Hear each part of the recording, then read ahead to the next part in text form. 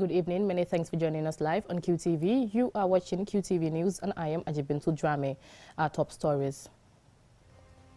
The World Bank on Friday handed over electric and IT equipment to the Ministry of Health to assist in digitizing the civil registration unit.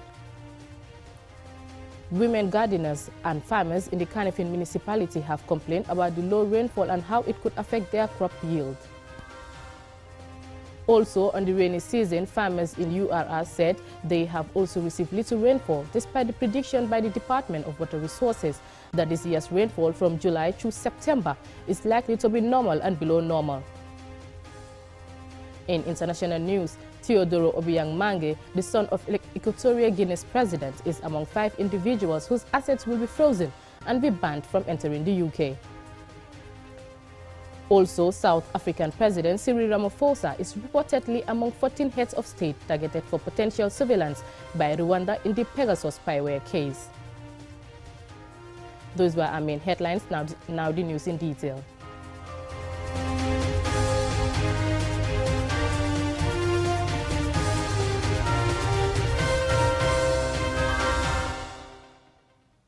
Now, the World Bank on Friday handed over electronic and IT equipment to the Ministry of Health, assist in digitizing the civil registration unit, which has been operating manually for over a century. Modula Minchoy has the rest of that story. It is the Health Ministry's mandate to compulsorily register every birth, death, and cause of death of people. This process is called civil registration, which the ministry has been conducting manually since colonial era in the late 1800s. The World Bank is now stepping in with support for an electronic civil registration and vital statistics system for the Gambia. On this occasion, the World Bank is presenting a consignment of modern electronic equipment, including 140 desktops, power lines, UPSs, webcams, 120 printers, scanners, and 60 laptops, among other items. The Permanent Secretary of the Ministry, Mohamed Lamin Jaite, presides over the handing over ceremony on behalf of the Health Minister. This large quantity of equipment, including computers, including laptops, including scanners, will go a very significant way in ensuring that good quality data is maintained for the benefit of the citizenry, that the Gambia's ability to comply with international best practices is also enhanced. The PS also confirms the ministry's plan for legal review of the Birth and Death Registration Act with the support of the World Bank to introduce a bill that will address civil registration needs of the citizens and residents in the country. We are also happy and gratified that the World Bank has foreseen that and has initiated the review, the overall review of the legal framework around our birth and death registry.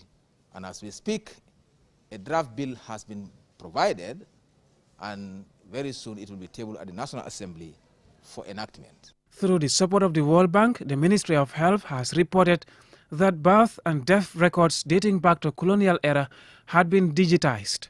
The Registrar of Birth and Death, Lamin B. Fati, tells QTV about the technical gaps that will be filled by the donated devices. The receiving of these ones, we want to transform those manual services into digital services, which is more reliable, efficient, and robust. It will enhance the service delivery and also retrieving of old records, particularly those who miss their record and want to have a copy of their document, make it easier for the service provider to provide it again. And also it will enable the registrar to ensure that certificates registered in the provinces are all collated at central level. The data can be easily accessible, and in all the time, the readily available timely data can be available in the country. The devices will also be used for data registrations at COVID-19 vaccination centers across the country. On the journey towards digitizing the civil registration system, the World Bank had also provided support for the hosting of data on external server backups and for a more secure and more accessible civil registration data that can be retrieved when needed. Mohamed Lamin Choy, QTV News. The rainy season is one of the seasons people enjoy and not forgetting their farmers. This year's rainy season appears to be unfavorable to everyone. We investigated the plight of women gardeners and farmers as they complain about the low rainfall and how it could affect their crop yields. More in this report. Dry nursery beds, dead and dried crops can be seen in these women's farms and gardens. The Gambia has an agrarian economy where rain-fed agriculture is a major factor. Many of those working in the sector are women. Approximately 75% of the population depends on crops and livestock for their livelihood.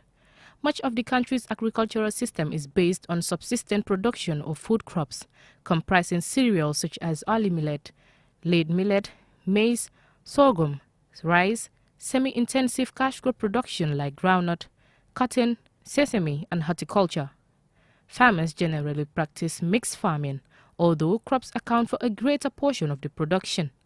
According to an FAO report, the agricultural sector is characterized by little diversification, mainly subsistence rain-fed agriculture with a food self-sufficiency ration of about 50%.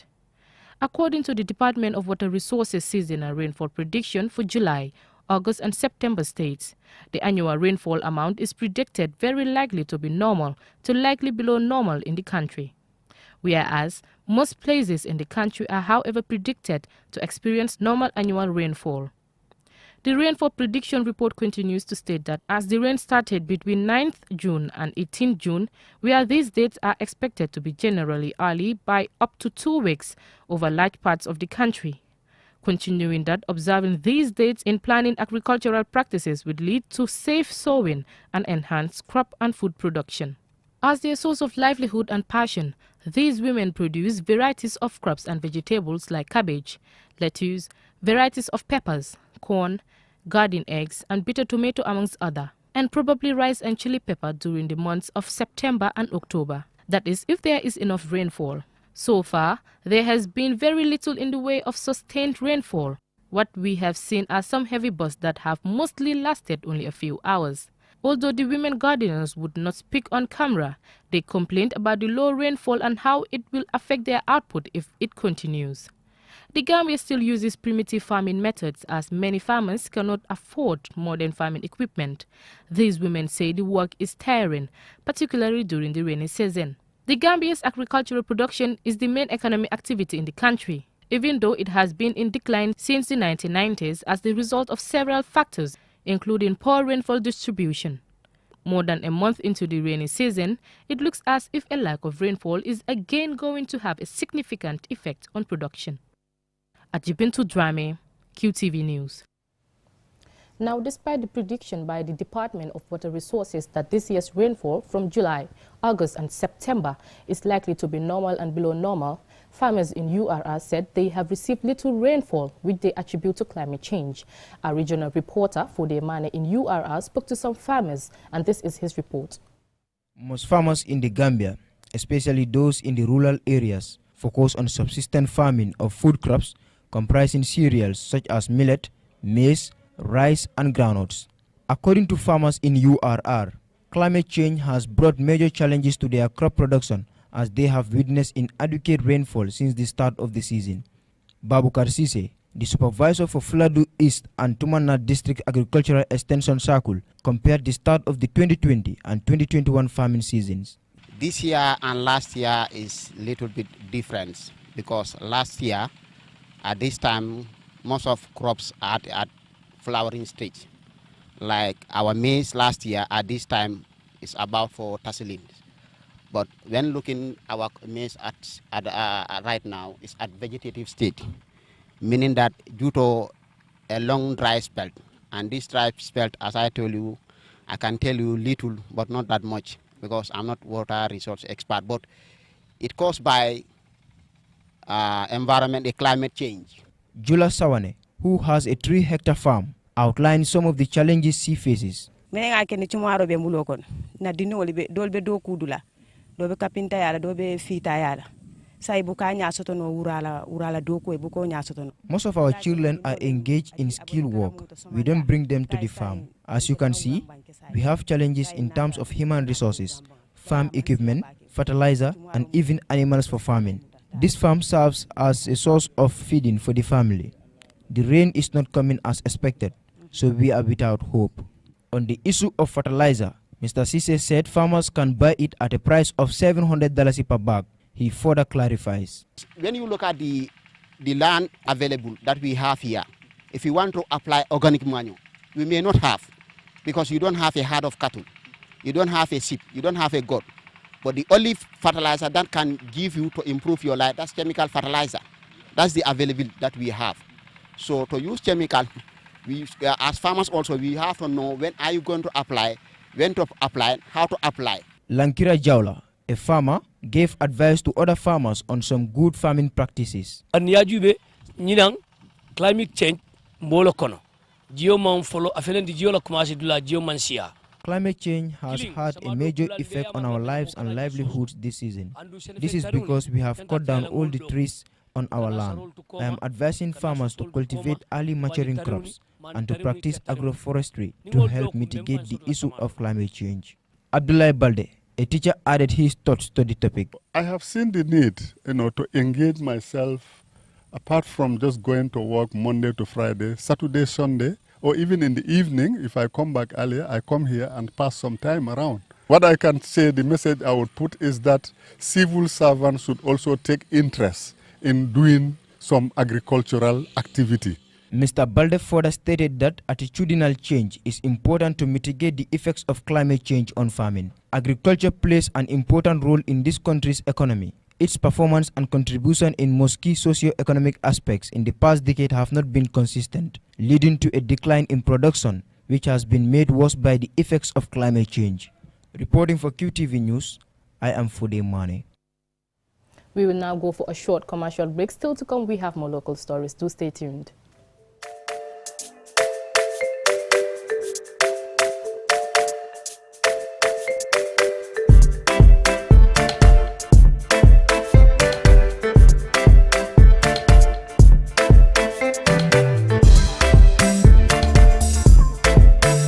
Such exceptional prices, impossible to miss the Butty Days. Butty Days is the unmissable appointment of Buttimat. From the 17th to the 31st of July, take advantage of exceptional discounts up to 50% off on several product family. The best quality, price ratio for the best construction is at Buttimat. So don't wait anymore. Let's hit the road for the Butty Days. Buttimat, everything for construction, from foundation to finishing. Step into the future of television with sleek and slim design Samsung Smart TVs, ranging in size from 32 to 75 inches and in different technology. Smart LED, Crystal UHD, Ultra High Definition, and QLED Quantum Dot LED. Get new ways of interacting with your TV as our TVs offer an unparalleled vision adventure from the comfort of your living room.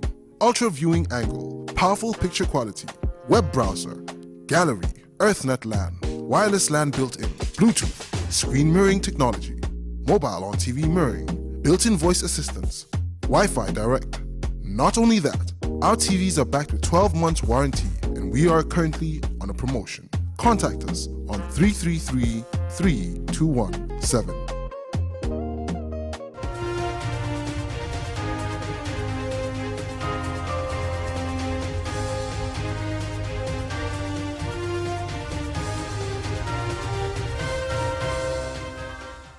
Welcome back from that short commercial break. Up next, we have international news.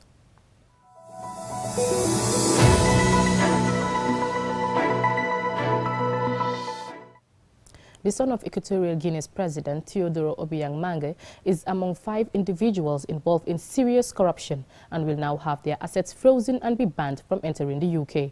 More in this report.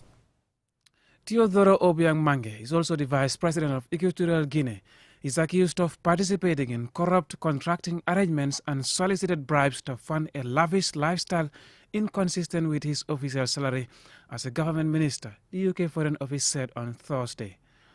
Britain said Obiang had bought a $100 million mansion in Paris, a $38 million private jet, a luxury yacht, and dozens of luxury vehicles including Ferraris, Bentleys, and Aston Martins. The foreign ministry said he also bought a collection of Michael Jackson memorabilia, including a 275,000 crystal-covered glove that Jackson wore on his bad tour. Sanctions include asset freezes and a travel ban. In 2016, a collection of luxury cars belonging to the 53-year-old politician were confiscated by Swiss authorities following a corruption probe. The supercars were auctioned off in 2019, raking up millions of dollars in sales. In 2017, Obiang was convicted for corruption by a French court and handed a 3-year suspended jail term after prosecutors accused him of embezzlement of public funds and money laundering.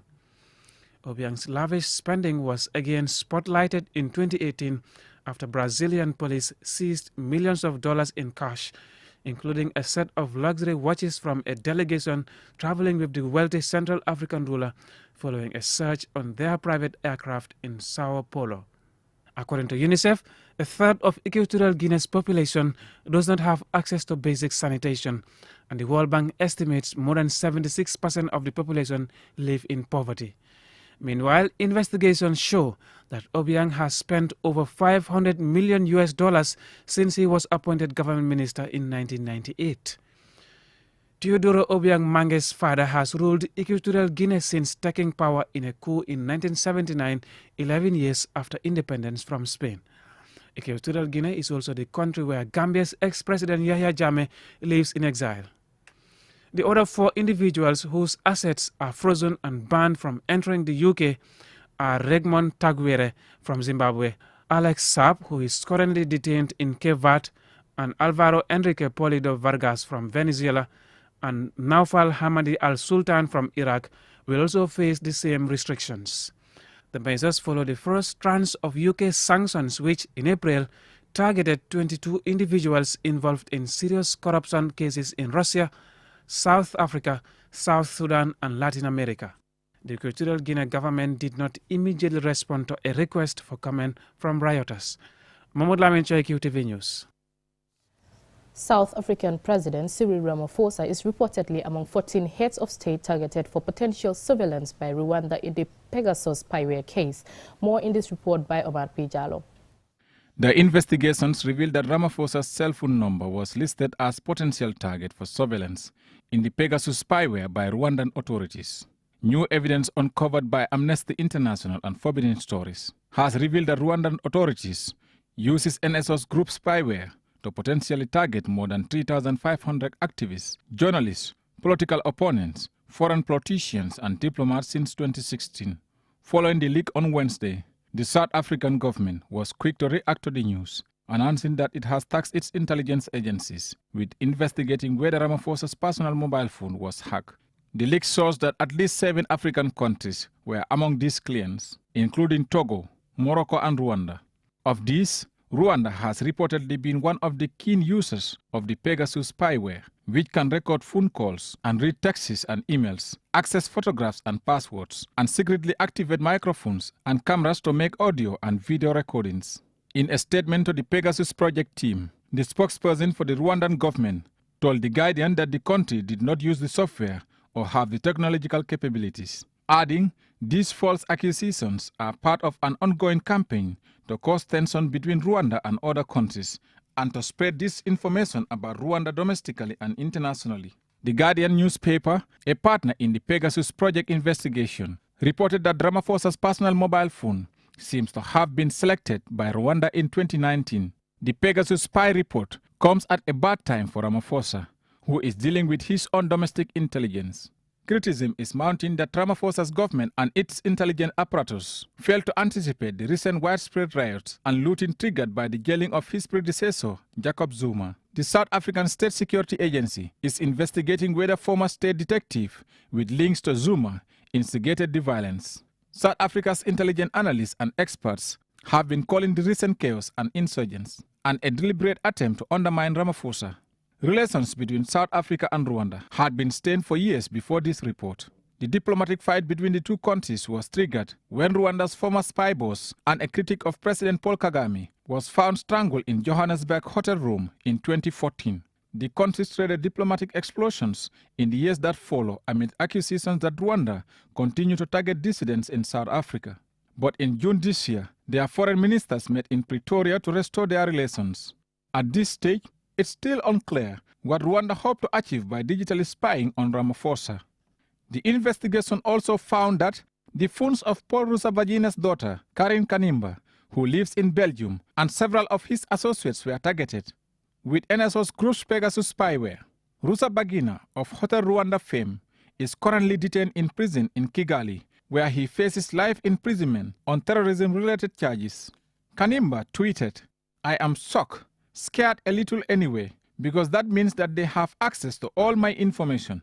But I am not discouraged because we have managed to expose the tactics of the Rwandan dictatorship," adding that the Pegasus software cost the Rwandan government millions and the decision to wiretape me, to monitor me, when we know that there are many people in Rwanda who are starving, who need medicine, who need attention, who need this money to survive. The Rwandan government prefers to wiretape me. As the debate around Pegasus gathered momentum, the Freedom of Expression Advocacy Network, IFEX, notes that the Israeli spyware is by no means the only malware in use in Africa.